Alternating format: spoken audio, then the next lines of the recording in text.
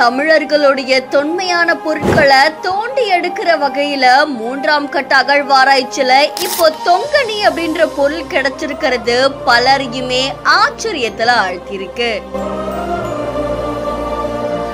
தமிழர்களுடைய பெருமையை உணர்த்துற வகையில அடுத்த கட்ட பணிகள் விறுவிறுப்பா நடந்துட்டு வருதா கூறப்படுது.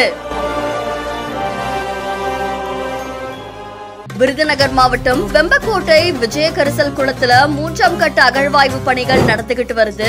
இதுல இந்த அகழ்வாராய்ச்சியில பல்வேறு வகையான ஆச்சரியம் தரக்கூடிய பொருட்கள் கிடைச்சதா தகவல் ஒண்ணு வெளியாகி இருக்கு. இந்த நிலையில மாவு கல்லால செய்யப்பட்டு கழுத்துல அணியக்கூடிய அணிகலன்கள்ல தொங்கணி அப்படின்ற பொருள் கிடைச்சிருக்காமா. இந்த தொங்கணி எப்படி செய்வாங்களானா, இந்த தொங்கணிய மாவு கல்லால செய்வாங்களாமா. இது பாக்குறதுக்கு கூம்பு வடிவுல இருக்கு அப்படின்னு சொல்லப்பட்டிருக்கு.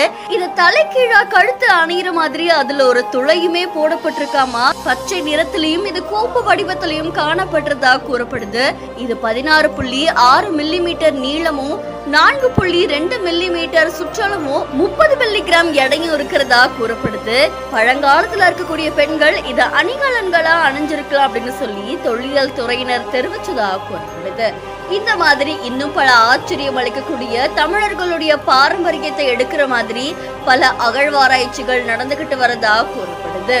இந்த செய்தி தொடர்பான உங்களுடைய கருத்துக்களை நம்மளுடைய பிஹைண்ட் நியூஸ்ல பதிவு செய்யுங்க. மேலும் செய்திகளுக்கு ஃபாலோ பண்ணுங்க.